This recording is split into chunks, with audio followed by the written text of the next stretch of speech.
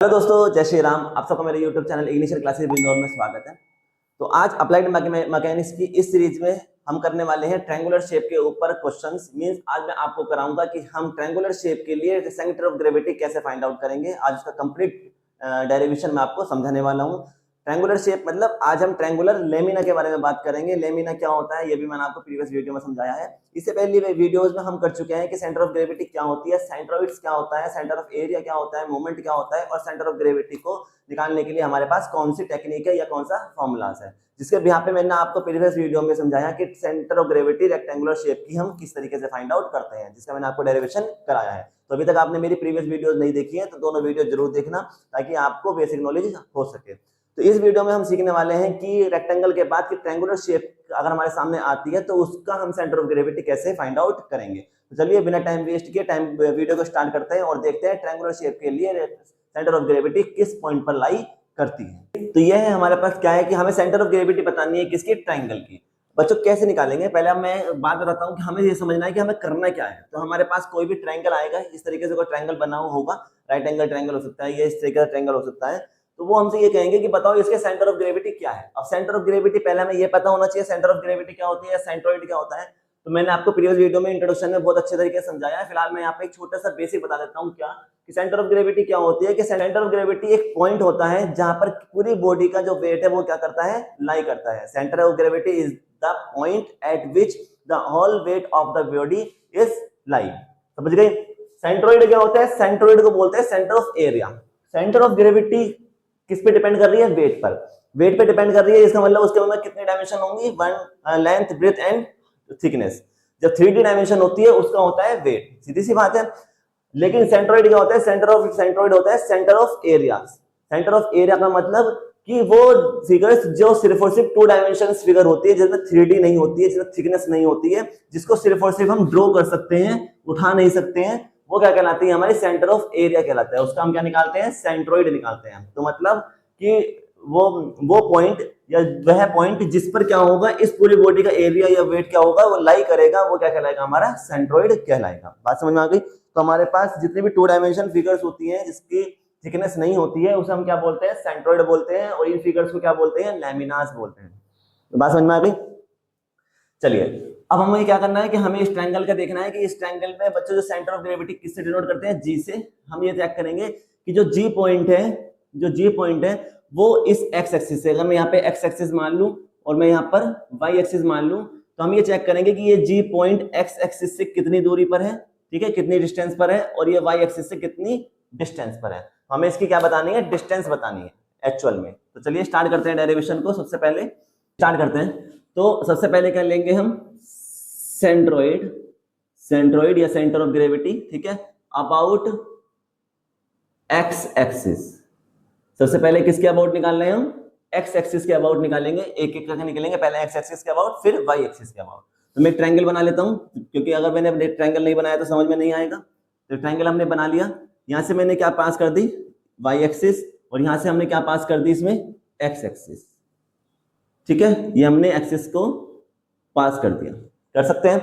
Triangle मैंने मान लिया कि ट्रायंगल का नाम क्या है, यह है ए, यहाँ पर आ गया बी पॉइंट और यहाँ पर आ गया सी पॉइंट, आ सकता है। अब बच्चों क्योंकि मुझे सेंटर ऑफ ग्रेविटी निकालनी है तो मुझे नहीं पता है कि भाई ट्रायंगल कितना बड़ा है, हमारे पास इसकी कोई डायमेंशंस नहीं है, हम तो एज्यूम कर रहे हैं ना। जब हम एज्यूम कर रहे हैं तो सीधी सी बात है कि इतने बड़े ट्रायंगल का हम कोई डायरेक्ट फॉर्मूला हमारे पास अभी है नहीं, क्योंकि हम फॉर्मूला हम बनाने वाले हैं, फॉर्मूला हम बनाएंगे। फॉर्मूला बनाएंगे तो मैं कैसे एज्यूम करूं कि कितना बड़ा ट्रायंगल है, भाई इसके लिए ये फॉर्मूला होगा। तो हम क्या करते हैं, इस ट्रायंगल का एक छोटा सा पार्ट ले लेते हैं, छोटा सा पार्ट। तो पहले डायमेंशन को दिखा रहा हूं मैं। इस ट्रायंगल की ए से लेकर एक्स एक्सिस तक की जो हाइट है वो क्या मान लेता हूं मैं, h मान सकता हूं। और b से लेकर जो c तक की जो ये लेंथ है ये क्या मान ली मैंने, b मान ली, मान सकते हैं। इस तरह के हमने डायमेंशन को मान लिया। तो जो आप पहले मान रहे हो वो यहाँ पे लिख सकते हो। तो मैंने क्या करा, लेट b क्या है, b इज द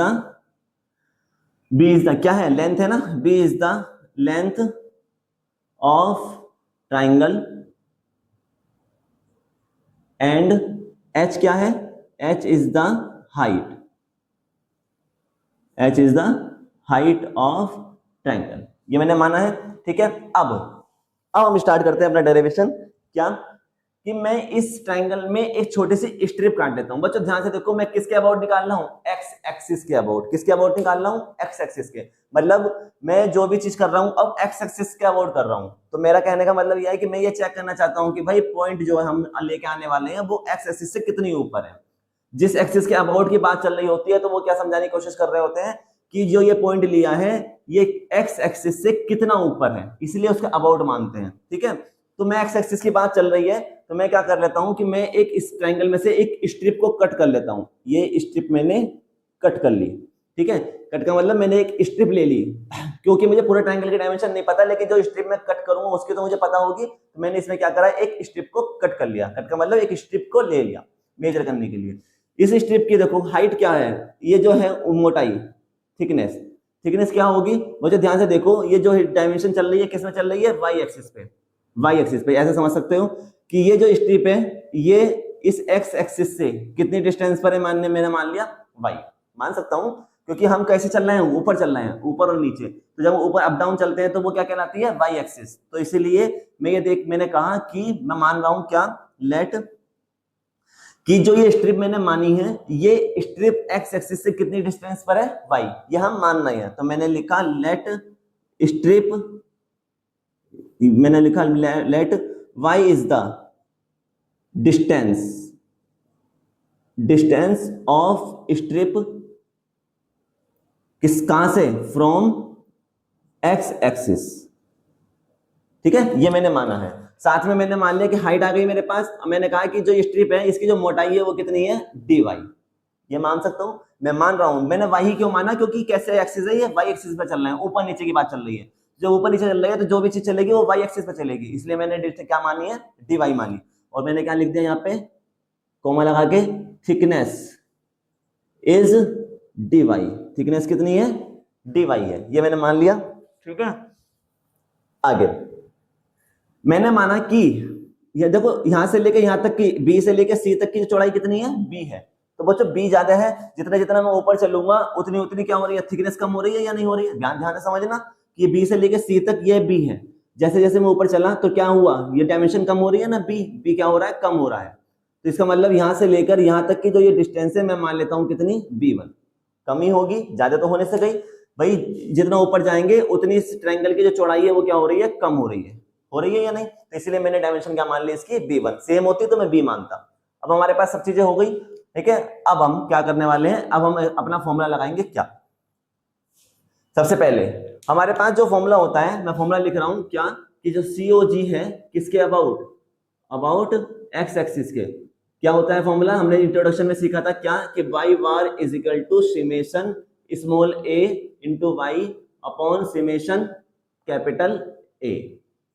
यहाँ पे स्मॉल a क्या है, स्मॉल a जो होता है ये एरिया होता है किसका, स्ट्रिप का, जो आपने स्ट्रिप कट की है। और कैपिटल A क्या होता है, ये एरिया होता है किसका, जो आपके पास बॉडी है, जो भी है, ट्रायंगल है, रेक्टेंगल है, जो भी चीज है। तो यहां से बच्चों बाई बार लगाने से पहले अब हमें क्या निकालना पड़ेगा, एरिया। तो मैं थोड़ा सा यहाँ पे क्या लिख रहा हूं, नाउ, क्योंकि एरिया ऑफ स्ट्रिप। अब देखो ध्यान से समझना क्या समझाने चाह रहा हूं। अब हम क्या निकालेंगे, एरिया ऑफ स्ट्रिप, क्योंकि हमें फॉर्मूला लगाना है तो हमें ए चाहिए और कैपिटल ए चाहिए। तो एरिया ऑफ स्ट्रिप, ध्यान से देखो, ये है स्ट्रिप हमारी इतनी। तो ये जो स्ट्रिप है ये कैसी है, ये है रेक्टेंगुलर। ध्यान से देखो, है या नहीं है रेक्टेंगुलर, ये ट्रायंगल नहीं है, ट्रायंगल तो ऐसे बना हुआ है, ठीक है, ऐसे, लेकिन ये कैसी है, रेक्टेंगुलर। तो इसका मतलब एरिया कौन सा लगाऊंगा, रेक्टेंगल का। रेक्टेंगल का एरिया क्या होता है, लेंथ इंटू विड्थ, लंबाई गुणा चौड़ाई। लंबाई कितनी है इसकी, लंबाई कितनी है, b1। देखो ध्यान से, मैंने नोट करी थी नहीं, इसलिए मैंने इसको b1 माना था। तो लंबाई कितनी है, b1। तो लंबाई तो आ गई b1। चौड़ाई कितनी है, मोटाई कितनी है, ये मोटाई क्या मानी है मैंने, dy। तो मोटाई कितनी है, dy, यानी कि चौड़ाई। हमारे पास एरिया आ गया। चलिए अब हम देखते हैं किसका, एरिया ऑफ, इसे स्मॉल ए कह सकते हैं, एरिया ऑफ किसका, ट्रायंगल। जो हमारे पास बॉडी है, बॉडी कैसी है, ट्रायंगल है, लेमिना कैसा है, ट्रायंगल है। तो ट्रायंगल का एरिया कितना होता है, ट्रायंगल का एरिया होता है हाफ बेस इंटू हाइट। ये आपने पढ़ा होगा, लंबाई गुणा चौड़ाई। यहां से कैपिटल ए हो गया, हाफ, बेस कितना है, बड़ा वाला ट्रायंगल देखेंगे ABC में बच्चों बेस कितना माना है मैंने, b। चौड़ाई कितनी है, इसकी चौड़ाई कितनी है, b। तो b आ गया। ऊंचाई कितनी है, हाइट, हाइट कितनी मानी है मैंने, h, तो हाइट कितनी आ गई, h। हमारे पास दोनों फॉर्मूले आ गए, दोनों फॉर्मूलों को वहां पुट कर दें तो यहाँ पे now y bar is equal to क्या है, इंटीग्रेशन लगाएंगे, क्योंकि जब सिमेशन हटाते हैं, क्योंकि मेरे पास एक ही ऑब्जेक्ट है ना, तो सिमेशन इसलिए नहीं लगा सकता। सिमेशन का फॉर्मूला होता है, सिमेशन का मतलब क्या होता है कि जितने भी ऑब्जेक्ट दिए गए उन सबको जोड़ दो, ठीक है। ये जो दोनों का फॉर्मूला है, ये दोनों का फॉर्मूला सब में लगा दो, सबको ऐड कर दो, मैंने आपको इंट्रोडक्शन में सिखाया था। लेकिन मेरे पास तो फिगर ही एक है, हाँ, लेकिन मैं क्या कर रहा हूं, मैं छोटे पार्ट की मदद से मुझे पूरे बड़े पार्ट का क्या निकालना है, सेंटर ऑफ ग्रेविटी निकालना है। तो जब हम किसी छोटे पार्ट की मदद से बड़े पार्ट की तरफ मूव करते हैं तो हम क्या करते हैं, इंटीग्रेशन करते हैं। तो सिमेशन में भी सबको जोड़ा जाता है, कंप्लीट एक बॉडी को कंसीडर किया जाता है। ऐसा समझ सकते हो बच्चों, मैं क्या समझाना चाह रहा हूँ कि सिमेशन का मतलब क्या होता है कि जैसे मेरे पास 10 बॉल्स हैं, तो मैंने क्या करना है, 10 बॉल को एक ही उसमें भरना है बॉक्स में। तो मैंने पहले बॉल का एरिया निकाला, दूसरे बॉल का, तीसरे बॉल का, इस तरीके से मैंने 10 की 10 बॉल का एरिया निकाला, सबको जोड़ दिया, मुझे पता चल गया टोटल एरिया कितना है। मैं उतना बड़ा बॉक्स निकाल लूंगा, उतना बड़ा बॉक्स का अरेंजमेंट कर लूंगा ताकि उसमें बॉल आ जाए, क्योंकि मुझे एरिया पता चल गया टोटल। सिमेशन का मतलब भी क्या होता है कि आपने क्या करा, एक बॉल को कंसीडर करा कि भाई एक बॉल का डायमीटर कितना है, इतना है, ठीक है। हमारे पास कितनी बॉल है, 10 है, तो उसे 10 से मल्टीप्लाई कर दिया। सिमेशन का मतलब भी क्या हुआ कि आपने टोटल किया है। तो दोनों का मतलब सेम होता है, दोनों का क्या करते हैं हम, सम करते हैं, किसी चीज का क्या करते हैं, सम करते हैं। तो यहाँ पे सिमेशन ना लगा के मैंने क्या लगाया, इंटीग्रेशन लगाया। क्यों लगाया है ये समझाने की कोशिश की है, ठीक है। चलिए फॉर्मूला लगाते हैं। पहले फॉर्मूला क्या है कि स्मॉल एरिया कितना आया है, b1, साथ में क्या है, dy इंटू, और क्या लिखा है वहां पर, y। तो एक ही जगह तो मैंने ये पुट कर दिया, और साथ में क्या चल रहा था, y अपॉन कैपिटल एरिया कितना आया है हमारा, हाफ b इंटू h। ये हमारे पास कैपिटल एरिया है। अब आते हैं लिमिट की, भाई लिमिट कहां से कहां तक रखनी है। तो देखो ध्यान से, मैंने आपको पहली वीडियो में समझाया था रेक्टेंगल में कि हम किसके अबाउट चल रहे हैं, एक्स एक्सिस के अबाउट। किसके अबाउट है, एक्स एक्सिस। तो एक्स एक्सिस कौन सी है, ये है। इसका मतलब मैं कहां खड़ा हूं, मैं हूं यहाँ पे खड़ा। और जब मैं यहाँ पे हूं तो मुझे रेक्टेंगल पीछे का पार्ट नहीं दिखाई देगा, मुझे क्या दिखाई देगा, सिर्फ ऊपर का पार्ट, यानी कि मुझे ये पॉइंट दिखाई देगा, ऊपर दिखाई देगा, यानी ऊपर का पॉइंट। तो इसका मतलब यहाँ से स्टार्ट करेंगे 0 से, और कहां तक जा रहे हैं हम, h तक। हाईएस्ट पॉइंट क्या है इसका, h, ये हाइट है ना, कितना है हाईएस्ट पॉइंट, h। तो इसलिए कहां से लिमिट स्टार्ट होगी, 0 से h तक। अगर ऐसा नहीं समझना चाहते तो ऐसा समझ सकते हो कि ये ट्रायंगल है, हम किस पर है, एक्स एक्सिस पे खड़े हैं, क्योंकि एक्स एक्सिस के अबाउट बात चल रही है, तो हम किस पे खड़े हैं, एक्स एक्सिस पे। तो यहां से खड़े हैं, तो जो ट्रायंगल है वो कहां से बन रहा है, यहां से शुरू हुआ है और कहां तक गया है, यहां तक गया है। कहां से शुरू हुआ है, इस लाइन पे, इस पॉइंट से शुरू हुआ है, और कहां तक गया है, ऊपर तक। तो 0 से लेकर कितनी हाइट है टोटल, h, तो 0 से लेकर h तक गया। सेट होने के बाद अब हमें क्वेश्चन को सोल्व करना है। देखो बच्चों, ये क्वेश्चन सोल्व इसलिए नहीं हो पाएगा, अब देखो यहाँ b1 है, ये b है, कुछ कैंसिल नहीं हो रहा। जब कैंसिल नहीं हो रहा तो मैं इसको कैसे सोल्व कर सकता हूँ। तो इसके लिए अब हमें क्या करना पड़ेगा, ट्रायंगल प्रॉपर्टी यूज करनी पड़ेगी इस ट्रायंगल में। कैसे, ध्यान से समझना है, बहुत इंपॉर्टेंट पार्ट है। क्या मैं ले रहा हूं, टेक ट्रायंगल। मैं कौन कौन से ट्रायंगल ले रहा हूं, 2 ट्रायंगल बनने हैं इसमें। कौन कौन से, एक तो ए बी सी, और यहाँ पे एक नाम दे देता हूं डी और ई, ठीक है। तो 2 ट्रायंगल बने, triangle A B C and triangle A D E. 2 triangle बने हमारे पास, एक तो ए बी सी है और एक ए डी ई है। ट्रायंगल की प्रॉपर्टी कौन सी यूज करने वाला हूं कि हमने ट्रायंगल की प्रॉपर्टी पढ़ी है कि अगर 2 ट्रायंगल एक दूसरे के सिमिलर हैं, ठीक है, तो क्या हो जाता है कि उनके डायमेंशंस भी क्या हो जाती है, सिमिलर बन जाती है। कैसे, वो देखते हैं। तो देखो ध्यान से, ट्रायंगल ए बी सी में एक तो बड़ा ट्रायंगल हो गया, मैं यहाँ पे बना रहा हूँ, ध्यान से देखो, आपको कंफ्यूजन नहीं होगा। ये हो गया ए बी सी, और एक छोटा ट्रायंगल है जो हमारे पास है, क्या, ए डी ई। ये 2 हमारे पास ट्रायंगल है। अगर इनको ध्यान से देखो तो ए बी सी के अंदर कौन सा ट्रायंगल आ रहा है, ए डी ई आ रहा है या नहीं। इसका मतलब ये जो ए एंगल है ये दोनों में आ रहा है, तो इसलिए एंगल ए क्या है, वो क्या हो गया है, कॉमन। ये क्या है, कॉमन है, दोनों में है या नहीं, दोनों में, यानी कि ये एंगल और ये एंगल, दोनों एंगल बराबर हो गए, क्योंकि दोनों कॉमन है, एक ही ट्रायंगल के अंदर आ रहे हैं। उसके बाद ध्यान से देखो, तो बी और डी, जितना एंगल बी होगा उतना ही एंगल क्या होगा, डी होगा या नहीं। तो इसलिए एंगल बी किसके बराबर हो गया, एंगल डी के। इसी तरीके से अब ध्यान से देखोगे तो जो ये डायमेंशन, जो ये लाइन है, क्या, बी और सी, जो बीसी है, क्या है, बीसी है या नहीं है, बीसी डायमेंशन है, कितनी है, बी। तो बीसी जो है, बीसी के पैरेलल कौन है, डीई। बीसी के पैरेलल कौन सी है, पैरेलल है क्या, डीई। ध्यान से देखो, भाई बीसी बिल्कुल स्ट्रेट लाइन है, बिल्कुल इसके जैसे ही डीई क्या है, एक स्ट्रेट लाइन है। देखो ध्यान से, बीई क्या है, एक स्ट्रेट लाइन है, बिल्कुल डीई क्या है, इसके जैसी स्ट्रेट लाइन है। तो इसी के ट्रायंगल के अंदर है और इसके ही क्या है, ये पैरेलल है। तो जब दो लाइन एक दूसरे के जैसी होती है तो उन्हें क्या बोलते हैं, पैरेलल लाइंस बोलते हैं। तो हमने प्रॉपर्टी पढ़ी है क्या, कि अगर किसी भी ट्रायंगल के दो एंगल और एक डायमेंशन, दो एंगल और एक डायमेंशन क्या हो जाए, इक्वल हो जाती है। दोबारा बोल रहा हूं, क्या बोल रहा हूं, कि अगर किसी भी दो ट्रायंगल के दो तो एंगल और कोई भी एक साइड इक्वल हो जाती है तो वो क्या बन जाते हैं, वो ट्रायंगल बन जाते हैं सर्वांग सम, यानी कि सिमिलर क्या बन जाते हैं, ट्रायंगल बन जाते हैं, जिसको इस तरीके से दिखाया जाता है। तो ये ट्रायंगल कैसे ट्रायंगल बन गए हैं, इक्वल बन गए हैं, जिन्हें बोला जाता है सर्वांग सम। बात समझ में आ गई। तो ये इक्वल ट्रायंगल हो गए हैं। तो यहां से हम ट्रायंगल की प्रॉपर्टी लगा सकते हैं, क्या ट्रायंगल की प्रॉपर्टी क्या लगेंगी, कि जो B1 है क्या है, छोटा ट्रायंगल कौन सा है, ADE। तो ADE की डायमेंशन कितनी है, ये लेंथ कितनी है, ये है B1। क्या बनेगा यहां से, B1 अपॉन, अब जो छोटे ट्रायंगल के, देखो मैंने छोटे वाले ट्रायंगल का क्या लिया है, बेस, छोटे वाले ट्रायंगल का क्या लिया है मैंने, बेस। तो अब बड़े ट्रायंगल का ही हमें इसके नीचे क्या रखना पड़ेगा, बेस रखना पड़ेगा। कितना है बड़े ट्रायंगल का बेस, B। कितना है, B इज इक्वल टू, अब हमने क्योंकि यहाँ छोटा ट्रायंगल रखा था सबसे पहले, तो छोटे ट्रायंगल की हाइट लेंगे। अब बच्चों हाइट देखो, क्या हाइट है इसमें, अभी नहीं है। कैसे निकालेंगे हाइट, मेरे पास देखो ये डायमेंशन है और मेरे पास कंप्लीट डायमेंशन है, तो मैं इसकी मदद से क्या मैं ये छोटी वाली डायमेंशन नहीं निकाल सकता, ये निकाली जा सकती है ना। कैसे, कि मेरे पास पूरी डायमेंशन है, पूरी में से मेरे पास इतनी भी है, तो मैं अगर पूरे में से इतना सब्ट्रैक्ट कर दूं तो क्या निकल के आएगा ये, तो इसका मतलब h माइनस वाई। क्या करा मैंने, h माइनस वाई। बात समझ में आ गई, यानी मैंने पूरे में से इतना माइनस कर दिया तो मेरे पास इतनी डायमेंशन हमारे पास आ गई। तो क्योंकि हमने पहले क्या लिखा था, छोटा ट्रायंगल लिखा था, तो इसलिए यहाँ पे क्या लिखेंगे, अब छोटे ट्रायंगल की हम लिखेंगे हाइट अपॉन बड़े ट्रायंगल की हाइट कितनी है, कैपिटल H। अब बच्चों मैंने हाइट इक्वल ली, क्योंकि देखो मेरे पास यहाँ पे क्या है, B1 है, H है, तो मुझे इस तरीके से इक्वेशन बनानी है ताकि मेरा कुछ कैंसिल तो हो जाए, तो मैं B में और H में लेके आ रहा हूँ। और वैसे भी मेरे पास B1 और H ही यहाँ पे गिवन है और कुछ गिवन है भी नहीं। ठीक है, तो यहाँ से आ गया। अब दोबारा बता रहा हूँ क्या है, ट्रायंगल की प्रॉपर्टी क्या लगाई है, कि जो छोटे ट्रायंगल का अगर आपने बेस लिया है तो अभी उसके नीचे बड़े ट्रायंगल का बेस रखना होगा, और फिर छोटे ट्रायंगल की डायमेंशन हाइट ली है तो फिर उसके नीचे बड़े ट्रायंगल की हाइट लेनी होगी। ठीक है, तो इस तरीके से क्या बनता है, एक फॉर्मूला बनता है, यह है ट्रायंगल प्रॉपर्टी। तो यहाँ से B1 की वैल्यू आ सकती है, B1 की वैल्यू क्या आएगी, ये B मल्टीप्लाई में पहुंचेगा, ये B कहां पहुंच गया, मल्टीप्लाई में, साथ में क्या चल रहा है, h माइनस वाई, और नीचे क्या है, h।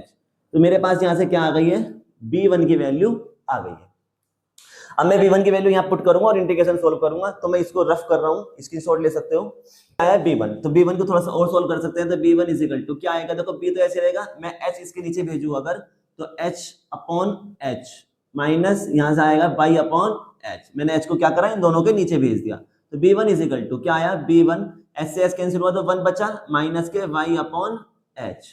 ये वैल्यू मैं कहां पुट कर रहा हूं, मैं पुट करूंगा किसमें, यहां पर। तो अब देखो ध्यान से, इंटीग्रेशन क्या कन्वर्ट हो जाएगा, y bar is equal to 0 से h इंटीग्रेशन चल रहा है। ओके, B1 की वैल्यू क्या क्या आई है, B1 minus Y upon h, और साथ में हमारे पास क्या चल रहा था, B1 के बाद y और इनटू में dy। ठीक है, उसके बाद अपॉन में क्या नीचे लिखा है, हाफ b इंटू h। जो कैंसिल हो रहा है वो कैंसिल कर दो, तो b से b कैंसिल, इंटीग्रेशन कन्वर्ट होकर अब केस में आ गया, y की मल्टीप्लाई कर रहा हूं अंदर हैंड टू हैंड, तो y 1 से मल्टीप्लाई होगी तो y आएगा माइनस के, जब y की y से होगी तो क्या आएगा, y स्क्वायर अपॉन h, और साथ में अब क्या चल रहा है यहाँ पर dy, और नीचे क्या बचा, सिर्फ h बाय 2। ओके, अब हमारे पास एक फॉर्मूला है क्या, कि बच्चों इसको और थोड़ा सा सही करके लिखता हूं, देखो बिल्कुल हैंड टू हैंड, तो क्या हो जाएगा, ये मैं इंटीग्रेशन की भी मल्टीप्लाई अलग कर रहा हूं और मैं dy की भी मल्टीप्लाई कर रहा हूं, तो क्या होगा 0 से h, जब y की 1 से होगी तो क्या आएगा, y और dy आएगा, फिर माइनस लिखा है, इंटीग्रेशन हो जाएगा 0 से h, और क्या लिखा है, y अपॉन h, और y की मल्टीप्लाई होगी तो क्या आएगा, y स्क्वायर, और साथ में क्या आ गया, dy। तो मैंने क्या करा, मैंने इंटीग्रेशन क्या कर दिया, अलग कर दिया, ताकि मुझे दिक्कत ना हो, है ना। अब हम जानते हैं क्या, कि इंटीग्रेशन x की पावर n dx का क्या फॉर्मूला होता है, x की power n plus 1 upon n plus 1। तो मैं यहाँ पुट कर रहा हूँ, यहाँ पर पावर कितनी है, 1, तो सेम फॉर्मूला हो गया ना, y dx यानी x dx, और n की जगह क्या लिखा है 1, तो इस फॉर्मूले में n की जगह क्या रख दूंगा 1, और इसके लिए क्या रखूंगा यहाँ पे क्या है 2, तो इस फॉर्मूले में n की जगह क्या रख देंगे 2। तो फॉर्मूला अप्लाई करते हैं, y bar is equal to 0 से नहीं, y1 का क्या आएगा 1 x, n की जगह क्या रखोगे 1, तो 1 प्लस 1 कितना हो जाएगा 2, यानी y की पावर 2/2, ये आ गया। लिमिट क्या आई 0 से h माइनस के, यहाँ पर पावर कितनी है 2, तो 1 बढ़ जाएगी, तो y की पावर 3/3, लिमिट कितनी आएगी 0 से h, और नीचे क्या चल रहा है h/2। अब हमें लिमिट रखनी है, तो लिमिट रखने का तरीका क्या होता है कि सबसे पहले ऊपर वाली लिमिट रखेंगे, कैसे, y की जगह क्या रखना है h, तो y की जगह रखा हमने h, पावर कितनी है 2, और नीचे क्या है 2, माइनस आता है फॉर्मूले में। अब रखेंगे नीचे वाली लिमिट, तो y की जगह क्या रखेंगे 0, तो 0 रखने से पूरी टर्म क्या बन गई 0। उसके बाद माइनस है बीच में ये, अब हम y की जगह क्या रखेंगे h, तो h रखेंगे तो h की पावर 3/3 माइनस y की जगह क्या रखेंगे 0, तो 0 रखने से पूरी टर्म क्या बन गई 0। नीचे क्या चल रहा है h/2, ऊपर क्या बचा 0 में से कोई भी टर्म जाएगी तो क्या बचता है वही टर्म आ जाएगी, तो h/2 बचा, माइनस के यहाँ क्या बचा x की पावर 3/3, और नीचे क्या है h/2। ठीक है, आगे देखो, इसके बाद अब क्या होगा, ऊपर से मैं h स्क्वायर कॉमन ले सकता हूँ, देखो इसमें भी h है इसमें भी h है, तो h स्क्वायर कॉमन ले सकता हूँ, तो मैंने y bar is equal to h square common ले लिया। ठीक है, थोड़ा सा मुझे क्या हो जाएगी उससे आसानी हो जाएगी, तो h स्क्वायर कॉमन लिया और साथ में 2 भी कॉमन ले लिया। ठीक है, उसके बाद क्या बचा यहाँ पर, यहाँ बचेगा देखो h स्क्वायर भी चला गया 2 भी चला गया, क्या बचा 1, माइनस के यहाँ से h स्क्वायर कॉमन गया तो h की पावर 3 है, तो कितना बचा h बचा। ठीक है, 2 कॉमन नहीं ले रहे, नहीं तो दिक्कत हो जाएगी, तो यहाँ तो 1/2 बचा और यहाँ बचा h/3। कोई दिक्कत परेशानी? ठीक है, एक चीज छूट गई बच्चों हमारे से, क्या, ये h, वही हमने y स्क्वायर का किया तो y की पावर 3/3 आ गया, लेकिन h भी तो था साथ में, तो h भी तो लिखेंगे, इसलिए ये मिस्टेक हो गई 3h, और यहाँ आ गया 3h। अब देखो h स्क्वायर कॉमन लेंगे तो यहाँ पे कितना है, ये मान लेता हूं मैं, h की पावर कितनी है 3, हमारी पावर कितनी है ये 3 में से एक कैंसिल हो गया तो कितने बचे 2, समझते रहे ना, कितने बचे 2। तो थोड़ा सा देखो सही करते लेते हैं पहले से, y bar is equal to क्या बचा, यहाँ पे है h square divided by 2 minus, यहाँ बचा h से h कैंसिल हो गया, यहाँ भी बचा h स्क्वायर डिवाइडेड बाय 3 और अपॉन क्या बचा h/2, ये हमारे पास बचा लिमिट रखने के बाद। कुछ नहीं करा, लिमिट रखी है, ये h से h कैंसिल हो जाएगा तो ऊपर बचेगी 2 पावर और नीचे h खत्म हो गया, तो इसलिए इस तरीके से आ गया। अब मैं ऊपर देखो, ऊपर में क्या ले सकता हूँ 6 को एलसीएम लिया है, 3 2 जा 6, तो 3 की मल्टीप्लाई यहाँ होगी और 2 की यहाँ होगी, तो 3 की मल्टीप्लाई हुई तो 3h स्क्वायर माइनस 2 की मल्टीप्लाई हुई तो 2h स्क्वायर, और पूरे के नीचे क्या चल रहा था h/2। ओके, चलो y bar is equal to 3 में से 2 गए तो कितने बचे 1, तो सिर्फ 3h स्क्वायर में से 2h स्क्वायर चले गए तो कितने बचेंगे h स्क्वायर बचेंगे, 1h स्क्वायर, तो 1h स्क्वायर आ गया। नीचे क्या चल रहा है 6, उसके बाद नीचे इसके नीचे भी क्या चल रहा है h/2। अब ये आपको करनी आती होगी कैलकुलेशन, क्या कि नीचे वाले की ऊपर वाले से मल्टीप्लाई करेंगे और इसकी इससे मल्टीप्लाई करेंगे, तो क्या आएगा देखो ध्यान से, y bar is equal to h square के साथ क्या आएगा 2, सबसे नीचे वाले की सबसे ऊपर वाले से मल्टीप्लाई कर दी, और 6 के साथ क्या आएगा h, 2 3 जा 6 और h से h कैंसिल, एक h कैंसिल हो गया, क्या आ गया हमारे पास आ गया y bar is equal to, ऊपर बचा h और नीचे बचा 3, तो y bar is equal to बच्चों ये आया है हमारा h/3। तो हमारा सेंट्रोइड आया है किसके, y x एक्सिस के अबाउट कितना आया है, यानी कि जो सेंट्रोइड यानी जो पॉइंट आया है वो कितना आया है कि x एक्सिस से कितनी ऊपर होगा h/3 की डिस्टेंस पर होगा, x एक्सिस से h/3 की डिस्टेंस पे। ठीक है, कैसे होता है इसको अभी हम पुट करेंगे सबसे लास्ट में। अब हम अपने किसके लिए अबाउट निकालना है, ये निकालना है x एक्सिस के अबाउट, अब हम किसके अबाउट निकालेंगे y एक्सिस के अबाउट। तो चलिए निकालते हैं, क्या COG of triangle, centre of gravity of triangle about किसके अबाउट निकालेंगे y एक्सिस, हमने x एक्सिस के अबाउट निकाल चुके हैं, अब हम निकाल रहे हैं y एक्सिस के अबाउट। तो मैं एक ट्राइंगल बना लेता हूं ताकि हम किसको ड्रॉ कर सके, तो हमने ट्राइंगल बनाया एक इस तरीके से। ठीक है, यहाँ पे हमने x एक्सिस पास कर y एक्सिस पास कर दी और यहाँ से हमने x एक्सिस को पास कर दिया। फिर से वही है कि क्योंकि मैं पूरे ट्रायंगल को एक साथ फाइंड आउट नहीं कर सकता हूं, तो मुझे इसमें से एक स्ट्रिप कट करनी होगी, तो मैंने एक स्ट्रिप कट कर ली इस तरीके से, ये मैंने एक इसमें से स्ट्रिप को कट कर लिया है। ठीक है, फिर से वही कि यहाँ से लेकर यहाँ तक की डायमेंशन मैंने क्या मानी, बी, कि इसकी जो लेंथ है वो कितनी है, बी है, और इसकी जो हाइट है वो हमने कितनी मान ली, एच मान ली।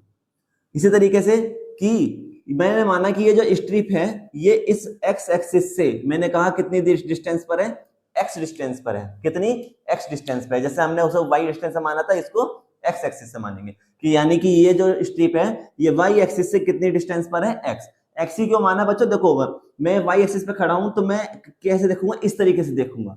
तो किस डायमेंशन में चलना है, हम एक्स एक्सिस पे चलना है, तो इसीलिए ये जो किसके पैरेलल है, एक्स एक्सिस से है।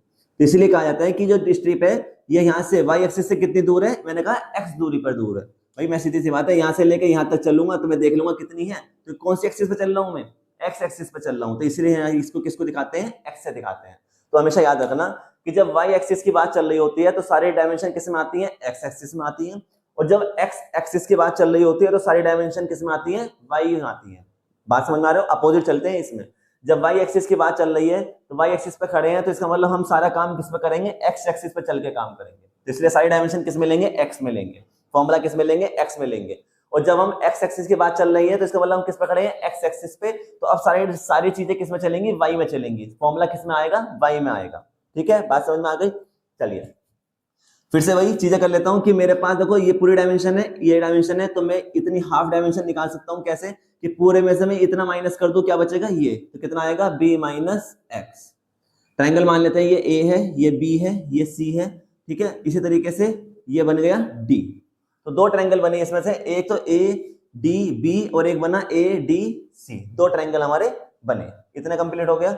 चलिए अब हम क्या करते हैं, सबसे पहले क्या निकालते हैं, एरिया। तो हम निकालेंगे एरिया ऑफ स्मॉल स्ट्रिप। सबसे पहला काम हमारा क्या होता है, एरिया निकालने का। ठीक है, एरिया क्या होगा, एरिया कैसे निकालेंगे, ए इज इक्वल टू क्या आएगा, भाई स्मॉल स्ट्रिप कौन सी है, ये छोटी वाली। तो मैंने कह दिया कि जो इसका जो ये मोटाई है, डायामीटर है, कितना है, मैंने मान लिया कितना है, dx। dx क्यों माना, क्योंकि देखो सारी डायमेंशन x में चलेंगी। तो क्या है, एरिया। तो एरिया क्या होता है, स्ट्रिप का रेक्टेंगल है, ये क्या है, एक रेक्टेंगल की जैसी लग रही है। तो रेक्टेंगल क्या होता है, रेक्टेंगल का एरिया क्या होता है, लेंथ इंटू ब्रेथ। तो लंबाई कितनी है इसकी, लंबाई अगर ध्यान से देखो तो बच्चों लंबाई ध्यान से देखोगे अगर आप, तो लंबाई कितनी है, यहां से लेकर यहां तक कितनी है, लंबाई कितनी होगी। अब आप सोचोगे सर ये तो पूरी होगी, नहीं, हो सकता है कि मैंने स्ट्रिप यहां ली लूं, हो सकता है मैं स्ट्रिप यहां ले लूं, ट्रायंगल तो अलग अलग तरीके से बन सकते हैं ना। तो इसीलिए मैंने कहा कि भाई जो इसकी ये जो लंबाई है, लेंथ है, ये मैंने कितनी मान ली, h1 मान ली। ये ध्यान रखना, क्यों, क्योंकि पता नहीं कि मैं स्ट्रिप यहाँ पे कट कर रहा हूँ, यहाँ कट कर रहा हूँ, अगर मैंने मान लो यहाँ बनाई होती तो लंबाई कम दिखाई देती नहीं देती, मैं और यहाँ बना देता तो और भी कम दिखाई देती, सच्चाई है। तो इसीलिए क्या होता है कि ये जो इसकी लेंथ है वो लेंथ क्या है, कम है, इसलिए हमने क्या मान लिया, h1। तो एरिया क्या होता है रेक्टेंगल का, लेंथ इंटू ब्रेथ। लेंथ कितनी है, h1, और ब्रेथ चौड़ाई कितनी है इसकी, dx। ये बात समझ में आ गई। अब एरिया किसका निकालेंगे, ट्रायंगल का, बड़े वाले ट्रायंगल का। तो एरिया ऑफ ट्रायंगल, बड़े वाले ट्रायंगल का एरिया कितना होगा, साफ साफ पता है कि लंबाई गुणा चौड़ाई, तो लंबाई कितनी है b और हाइट कितनी है h। हो गया। अब आते हैं फॉर्मूला पे। नाउ COG क्या आएगा, क्योंकि y एक्सिस की और निकालना है तो क्या आएगा, x bar is equal to क्या होता है, summation area into x upon summation a। x में लेंगे, जब y के बाद चल रही हो तो किस में लेंगे, x में। तो x bar is equal to integration 0 से लेकर कहां तक जाएंगे। अब बात समझने की है कि लिमिट कहां से आएगी, देखो ध्यान से, हम किसके अबाउट निकालना है, y एक्सिस पे। तो y एक्सिस पे खड़ा हूं, तो y एक्सिस पे खड़ा हूं तो मुझे कौन सी डायमेंशन दिखाई देगी, सिर्फ और सिर्फ x एक्सिस वाली। सीधी सी बात है, मैं यहाँ पे खड़ा हूं अगर, तो मुझे क्या दिखाई देगा, ये पॉइंट दिखाई देगा। और ये पॉइंट कैसे देखूंगा मैं, कि भाई ये पॉइंट यहाँ से कितनी दूर है, y एक्सिस पे। तो मैं कैसे चल रहा हूँ, x एक्सिस पे चल रहा हूँ, तो उसका मतलब मुझे क्या दिखाई देगा, अगर मैं यहाँ खड़ा हूँ, अगर यहाँ नहीं खड़े, अब यहाँ खड़े हो, तो आपको यहाँ खड़े होने पे क्या, आपको ये ट्रायंगल यहाँ खड़े हो अगर आप, तो क्या ट्रायंगल नीचे से दिखाई देगा, नहीं, आपको क्या दिखाई देगा, यहाँ खड़े होने पे सिर्फ ये पॉइंट दिखाई देगा। तो लिमिट क्या चलेगी, अब की बार x एक्सिस वाली चलेगी, तो 0 से लेकर b तक। a क्या होता है, स्मॉल एरिया किसका, स्ट्रिप का। तो h1 कितना है, h1 इंटू dx, और साथ में क्या चल रहा है, x अपॉन बड़े वाले उसका ट्रायंगल कितना है, b इंटू h। अब हमें वही काम करना है, ट्रायंगल प्रॉपर्टी लगानी है। तो अब मैं डायरेक्ट लगा रहा हूं किसमें, फ्रॉम ट्रायंगल, कौन कौन से ट्रायंगल से, एक तो ए डी बी ये दोनों क्या है, सिमिलर बन जाएंगे ए डी सी से, ठीक है। ये दोनों ट्रायंगल क्या है, सिमिलर है। तो मैं प्रॉपर्टी डायरेक्ट लिख रहा हूं, आपको इतना पता चल गया होगा क्या कि हमें h1 चाहिए, तो h1 क्या है, छोटे वाले ट्रायंगल की हाइट, तो h1 अपॉन छोटे ट्रायंगल की अगर हाइट ली है तो अब किसकी लेंगे, बड़े ट्रायंगल की। बड़े ट्रायंगल की हाइट कितनी है, h। अब मैं क्या लूंगा, छोटे ट्रायंगल का बेस, तो छोटे ट्रायंगल का बेस कितना है, b माइनस एक्स, तो उसके नीचे क्या आएगा, बड़े ट्रायंगल का बेस, तो बड़े ट्रायंगल का बेस कितना है, b। यहां से चीज आ गई। अब हम यहां से h1 की वैल्यू निकाल सकते हैं, क्या आएगी, h की तो मल्टीप्लाई हो गई, ठीक है। b को जब b के नीचे भेजेंगे तो कितना आ गया, 1, b के नीचे रखने पे तो b से b कट जाएगा, तो 1 आ गया माइनस, और x के नीचे क्या आ गया, b। ये हमारे पास क्या आई है, h1 की वैल्यू आई है। तो बच्चों मैंने कुछ नहीं करा, मैंने b को अंदर भेज दिया, दोनों के नीचे डिनोमिनेटर में, तो ये सब्ट्रैक्ट करके क्या होगा, ये हो गया, ठीक है। यानी b से b कैंसिल हुआ तो 1 आ गया, और x के नीचे b आ गया। h1 की वैल्यू यहाँ पुट कर दूं, तो जब h1 की वैल्यू पुट करेंगे, now x bar is equal to 0 से लेकर b, h1 की वैल्यू कितनी आई है ये, तो h into 1 minus x upon b, ये तो h1 की वैल्यू है। साथ में क्या चल रहा है, x, और इन साथ में क्या चल रहा है, dx, और इसके पूरे के नीचे क्या है, ट्रायंगल क्या होता है, हाफ होता है, तो हाफ नहीं लगाया मैंने, ठीक है। तो यहाँ पे हाफ और लगाना है, 1/2 b into H, length into breadth, okay. चलिए, इसमें क्यों नहीं लगाया, क्योंकि ये रेक्टेंगल है और ये ट्रायंगल है, स्ट्रिप जो कटेगी वो कैसी है, रेक्टेंगल है, छोटी सी स्ट्रिप है। चलिए, नीचे क्या है, यहाँ पे हाफ b इंटू एच, जो कैंसिल हो रहा है उसे कैंसिल कर देंगे, तो यहां से h से h कैंसिल हो गया। सॉल्व करते हैं इसको, कैसे, ध्यान से देखो, मैं x की मल्टीप्लाई कर रहा हूं और dx की मल्टीप्लाई कर रहा हूं अंदर, और मैं इंटीग्रेशन भी अलग कर रहा हूं, इन दोनों की मल्टीप्लाई करके इंटीग्रेशन को अलग कर रहा हूं। तो x bar is equal to, integration क्या है, 0 से b, जब 1 में x की मल्टीप्लाई होगी तो x आएगा और साथ में dx आएगा, फिर माइनस है बीच में, ठीक है। इंटीग्रेशन अलग कर रहा था मैं, तो 0 से b हो गया। अब देखो x की एक ही x यहाँ पे है, एक x यहाँ है, तो क्या बन गया, x स्क्वायर अपॉन b, और साथ में क्या चल रहा है, dx, होगा इंटीग्रेशन अलग। नीचे क्या है, नीचे बचा b/2, h तो कैंसिल हो गया था, क्या बचा, b/2। अब इंटीग्रेशन को सोल्व करना है, फॉर्मूला कौन सा लगाएंगे, अभी हमने पढ़ा था क्या, कि x की पावर n dx का इंटीग्रेशन क्या होता है, x की पावर n + 1 अपॉन n + 1, ये हमने अभी भी पढ़ा है।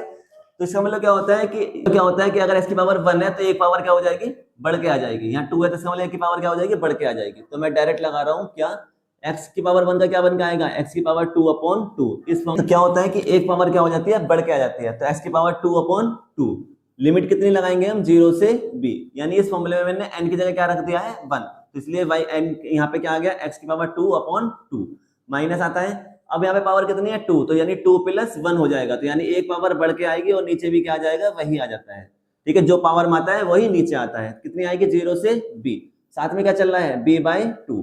बच्चों ध्यान से देखेंगे, बस अब थोड़ा सा है क्या कि अब लिमिट रखनी है, तो x की जगह क्या रखेंगे, पहले b, तो यहाँ आ गया b और b² अपॉन 2 माइनस x की जगह क्या रखेंगे, लोअर लिमिट कितना आएगा, 0, पूरी टर्म क्या बन जाएगी, x की जगह 0 रखेंगे तो पूरी टर्म क्या बन जाएगी, 0, क्योंकि 0 को किसी भी नंबर से डिवाइड करते हैं तो नंबर क्या आ जाता है, 0, माइनस, अब हम x की जगह क्या रखेंगे, b, तो b की पावर 3/3b माइनस, अब x की जगह क्या रखेंगे, 0, तो 0 रखने से ऊपर 0 बन गया, यानी पूरी टर्म क्या बन जाएगी, 0, और नीचे क्या चल रहा है हमारा, b/2, ऊपर क्या बचेगा, x bar is equal to, ऊपर बचा b/2, b² माइनस, यहाँ देखो यहाँ बचेगा b की पावर 3/3b, तो ये पावर 3 है और ये पावर 1 है, तो कितनी पावर बची, 2, और नीचे क्या चल रहा है, b/2।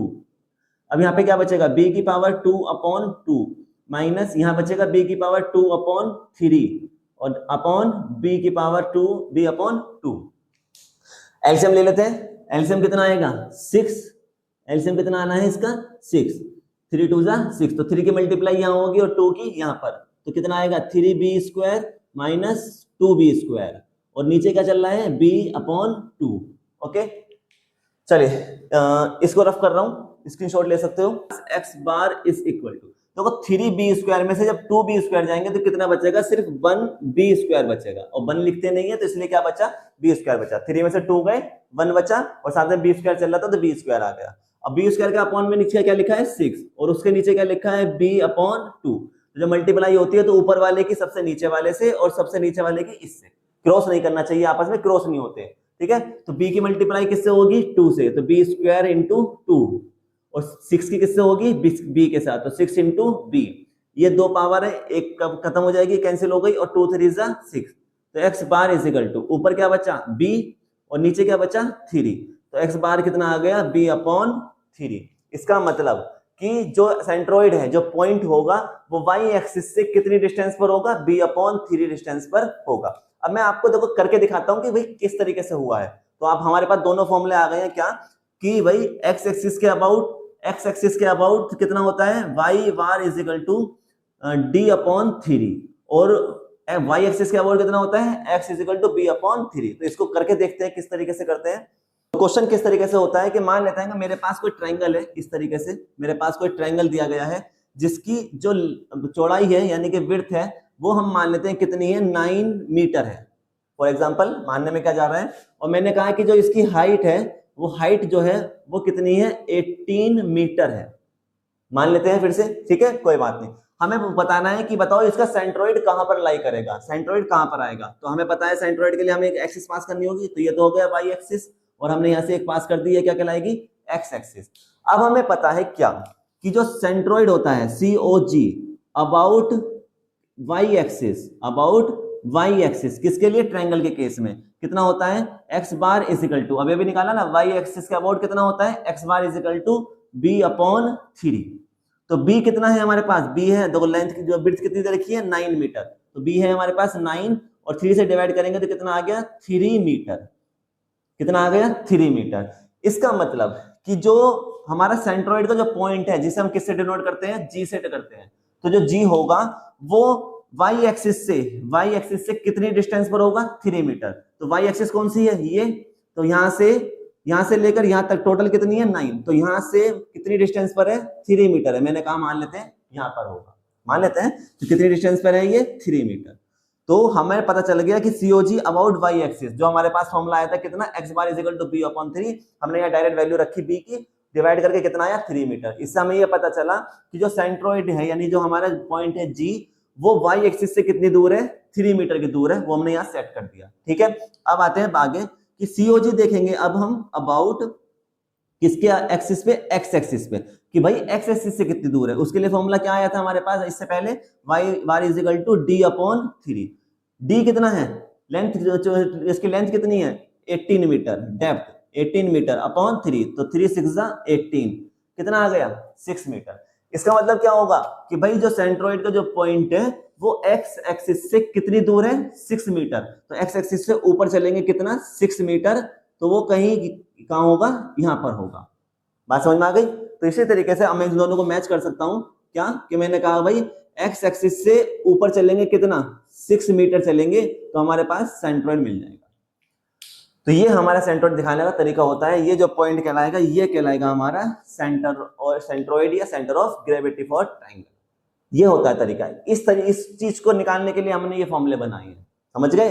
तो इसका मतलब अब ये ट्रायंगुलर की जो सेंट्रोइड है, जो वेट है, वो कहां पर लाई करेगा, एक्स एक्सिस से 6 मीटर ऊपर और वाई एक्सिस से 3 मीटर आगे, यहां पर कहीं पर जाकर वो क्या करेगा, इस पूरी बॉडी का वेट लाई करेगा, ठीक है।